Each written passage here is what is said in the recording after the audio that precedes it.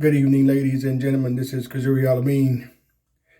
I want to share a quick nugget of wisdom with you this evening. One of the many groups that I do, that I love all the groups that I do, but this is one of my other favorite groups. And the title is, Who Do You Think You Are? Who do you think you are? Because a lot of us as human beings, as spiritual beings, I love to say, we don't know who we are. And we are letting other situations, circumstances, other people define us.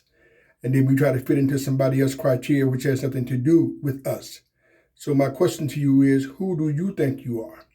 And when you know who you are, good, bad, or indifferent, that's a great place to be. It's nothing like self-discovery. Nothing will take the place of self-discovery. And that's how we grow. And when we find out what we don't like, what we do like, what we are hot about, cold about, lukewarm about, that's how we grow. But my question to you is, who do you think you are? And of course, in my groups, I do what I call peel onion. We get a little deeper with this question. And then whatever your answers may be, that you answer that question, because nobody knows you better than you, or nobody should know you better than you know yourself. Why? Because you're with yourself all the time. So as a result of that, I want to share a quick nugget of wisdom, once again, that I did in my group tonight, matter of fact, that I asked my audience, and I want to share with you. Once again, the topic is, who do you think you are? How would you describe yourself? If somebody asks you that question, how would you describe yourself unapologetically? A lot of times I found out people would describe themselves in positive terms, which is great, but a lot of them be apologizing because the body language don't fit the affect. You say you're a good person or you're an honest person, and the body language don't fit. So you're almost apologizing for being good or honest or whatever. So who do you think you are? How would you describe yourself right now? How would you describe yourself? Once again, this is only something you can answer. What areas of improvement that you still need to work on? As you're discovering who you are, as you're knowing who you are, what areas of improvement that you still need to work on, that you are aware of? Are there any areas that you need to work on? And once again, ladies and gentlemen, be mindful, the biggest room in the world is the room for improvement. So what areas of improvement that you still need to work on? And once you are conscious of those areas, where are you now as far as working on those areas? Do you procrastinate at times? Do you procrastinate at times? Once again, as you're discovering who you are, or who do you think you are, do you procrastinate at times that you're aware of, that you know you're procrastinating?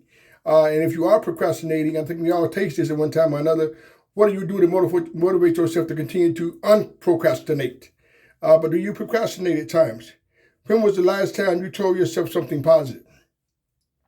Sometimes we get to wondering at life, and life gets to wondering at us, and we have a hard time digesting our own positive nuggets. So when was the last time that you were aware of that you told yourself something positive? And now I want to put a little comma on that. When you told yourself something positive unapologetically. When was the last time you told yourself something positive unapologetically? What does success mean to you? What does success mean to you? And I mentioned, and I mean this by design, not what it means to somebody else. Not what you done heard, not what you done read, not what they said, he said. What does success mean to you? Because once again, you're with you all the time, and it comes under the umbrella also of who do you think you are? Last but not least, are you afraid of anything? Are you afraid of anything? Does that play a role in who do you think you are? Who do you think you are? Are you afraid of anything? And these are questions, ladies and gentlemen, only you can answer. Of course, in my groups, I get in the greater detail, but I want to share a nugget of wisdom with you all tonight. I can't give you the whole chicken, but I want to share a nugget of what I went over tonight in my groups. And I like to call it, we peel the onion, we get to the core, and getting to the core is a process.